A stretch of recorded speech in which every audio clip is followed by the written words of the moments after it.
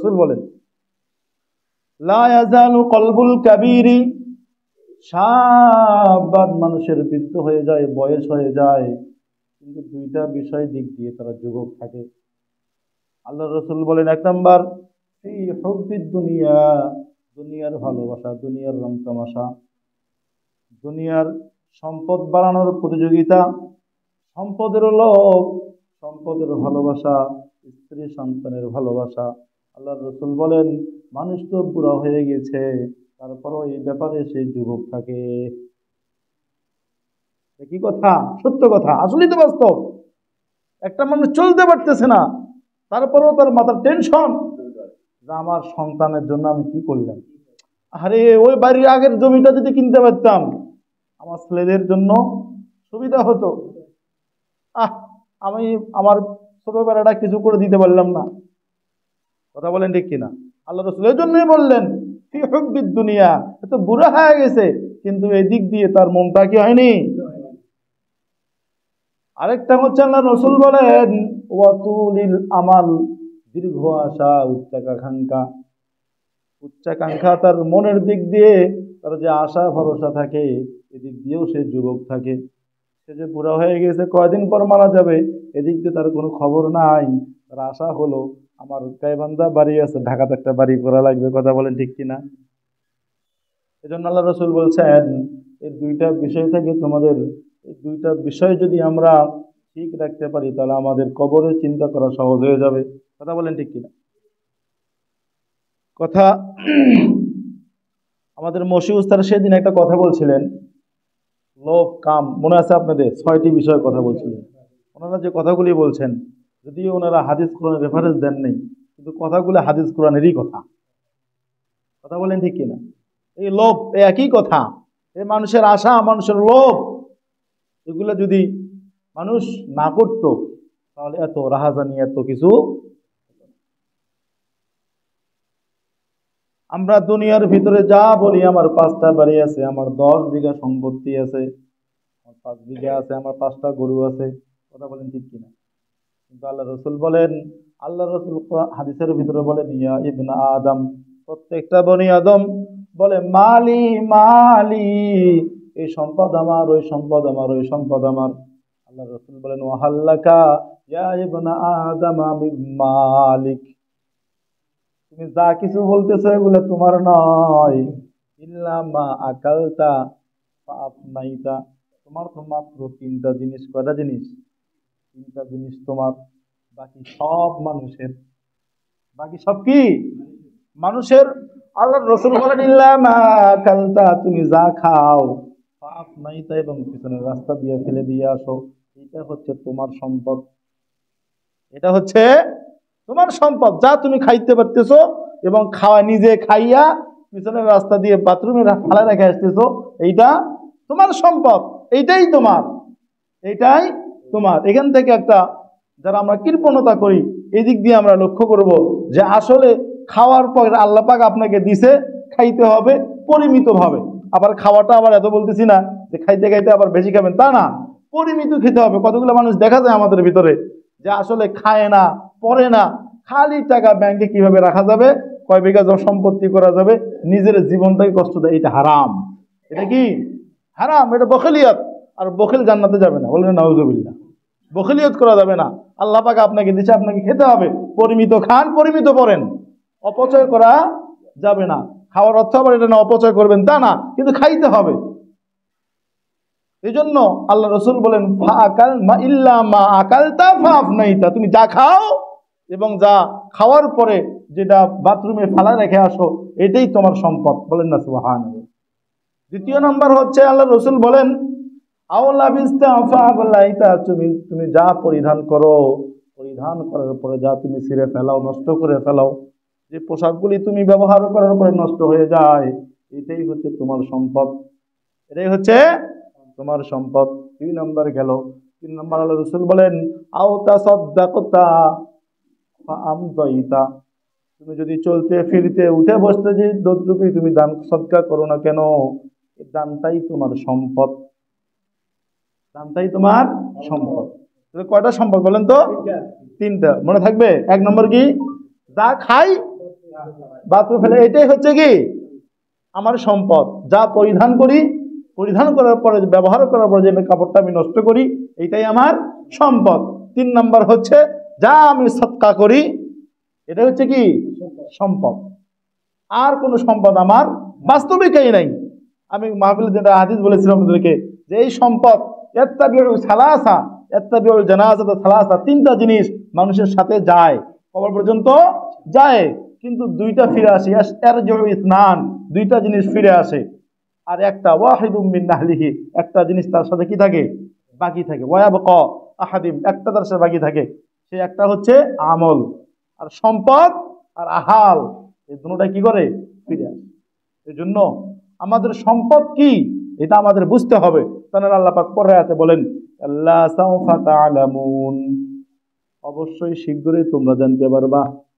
শীঘ্রই তোমরা কি জানতে পারবা। এই যে তোমরা যে প্রতিযোগিতা করতেছো দুনিয়ার ব্যাপারে, এইটা যে খারাপ, এটা যে উচিত নয়, এটা তোমরা জানতে পারবা।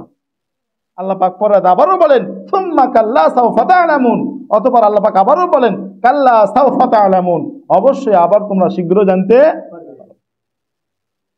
এই সূরার শেষের আয়াতে আল্লাহ পাক বলেন সুম্মা লাতুসআলুন্না ইয়াউমাইযিন আনিন নাঈম। দুনিয়ার মানুষ, আল্লাহ পাক আপনাকে যা কিছু দান করেছে, চক্ষু দান করেছে, হাত দান করেছে, পা দান করেছে, অর্থ সম্পদ দান করেছে, আল্লাহ পাক মেধা দান করেছে, সবচেয়ে মূল্যবান সম্পদ। কথা বলেন ঠিক কিনা? মেধা এমন একটা জিনিস, এমন একটা মূল্যবান নিয়ামত, যদি কোনো মানুষের এই মেধার একটু যদি নড়বড়ে হয়ে যায়, ওই মানুষ তো থাকে কিন্তু মানুষ তাকে পাগল মানুষ বলে। কথা বলেন ঠিক কিনা? এত বড় নিয়ামত আল্লাহ পাক আপনাকে দান করলো।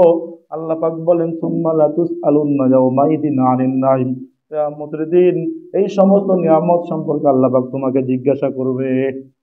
নিয়ামত সম্পর্কে কি করবে? জিজ্ঞাসা করবে, অবশ্যই করবে। সুম্মা লাতুসআলুন্না ইয়াউমাইযিন আনিন নাঈম, বান্দা তোমাকে যা নিয়ামত আল্লাহ পাক দান করছে, অবশ্যই অবশ্যই আল্লাহ পাক আপনাকে জিজ্ঞাসা করবে। তাহলে আমাদের নিয়ামতের ব্যাপারে সচেতন হতে হবে যে নিয়ামত সম্পর্কে আমাকে জিজ্ঞাসা করা হবে। নিয়ামত পাইলেই আবার যেখানে সেখানে ব্যয় করা যাবে না।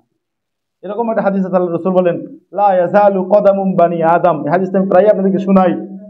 কিয়ামতের দিন 5টা প্রশ্নের উত্তর দেওয়া ছাড়া কোনো মানুষ একটুও পা নাড়াচাড়া করতে পারবে না। এর ভিতরে আপনি কোন পথে উপার্জন করেছেন, আবার কোন পথে ব্যয় করেছেন, এই 2টা জিনিসও আছে। 5টার ভিতরে 2টা জিনিস, আপনি কোন পথে আয় করেছেন, আবার আয় করছেন আপনার নিজের সম্পদ, এটা আবার কোন পথে ব্যয় করছেন। ব্যয় আল্লাহ পাক যেভাবে করছে, যেভাবে করতে বলেছে আপনাকে সেইভাবেই করতে হবে, অন্য জায়গায় ব্যয় করা যাবে না। এই দিকে আপনি চিন্তা করতে হবে আমার টাকা যদিও আল্লাহ পাক আমাকে দিয়েছে, এটা আমি যেখানে সেখানে ব্যয় করা।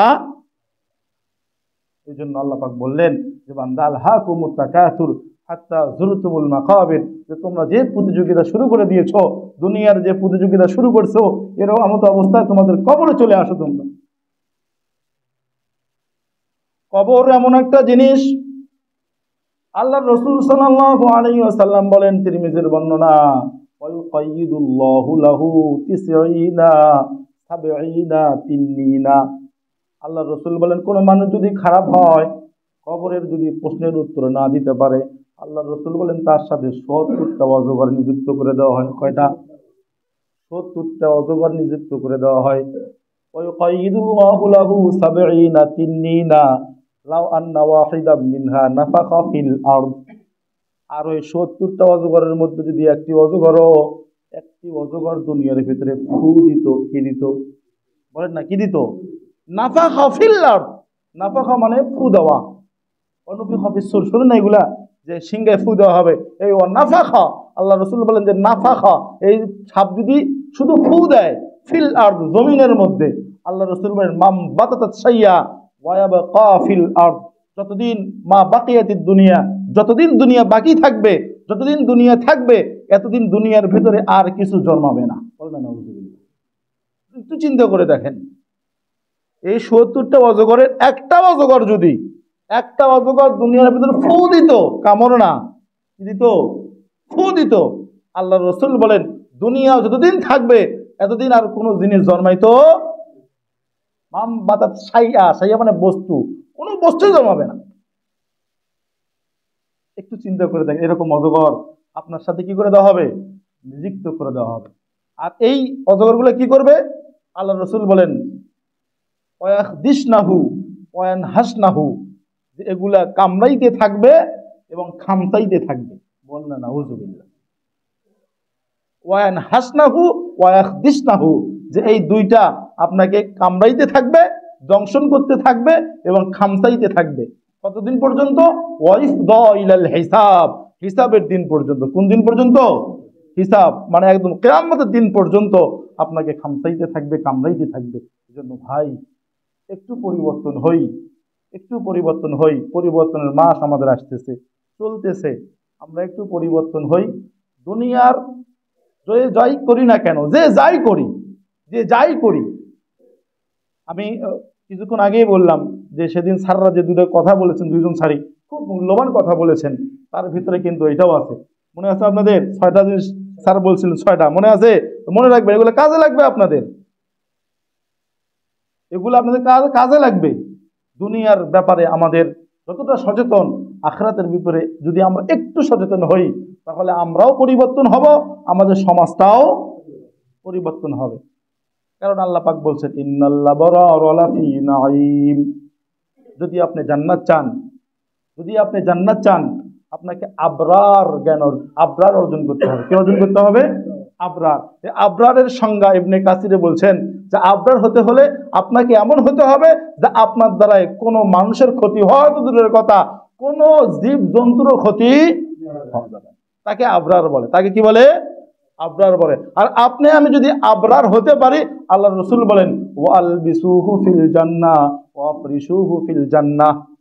যখন আমরা রসুলের ফেরেশতাদের যখন আমরা জবাব দিতে পারবো, কবরের সওয়াল জবাব, তখন আল্লাহর পাক বলবেন আন তাসাদ্দাকা আবদি, ও ফেরেশতারা একজন ঘোষক ঘোষণা করবে যে আমার বান্দা সত্য বলেছে। বলেন না সুবহানাল্লাহ। ফাফরিশুহু ফিল জান্নাহ, আল্লাহ পাক রব্বুল আলামিনের পক্ষ থেকে একজন ঘোষণা করে দিবেন আমার বান্দা সত্য বলেছে, তাকে জান্নাতের পোশাক পরাইয়া দাও। সুবহানাল্লাহ। ওয়ালবিসুহু বিল জান্নাহ, জান্নাতের পোশাক পরে দাও। ওয়াফরিশুহু ফিল জান্নাহ, জান্নাতের বিছানা বিছাইয়া দাও। সুবহানাল্লাহ। ওয়াইফতাহু বাবাম মিনাল জান্নাহ, এবং জান্নাতের দরজাগুলি তার সাথে কানেকশন করে দাও। সুবহানাল্লাহ।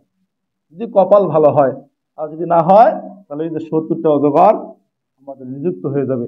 আরেক হাদিসের ভিতরে আছে, এই হাদিসের ভিতরে তিরমিজির বর্ণনায় আছে, যদিও হাদিসটা সনদ দুর্বল, হাসান হাদিস। আল্লাহ রসুল বলেন যে এই হাদিসের ভিতরে আসছে যে একজন বধির এবং অন্ধ, কানেও শোনে না, চোখেও দেখে না, এইরকম একটা ফেরেশতা নিযুক্ত করে দেওয়া হবে। আর এই ফেরেশতার হাতে একটা হাতুড়ি দেওয়া হবে, সাদিদিম মিন হাদিদ, লোহার হাতুড়ি। কিসের হাতুড়ি?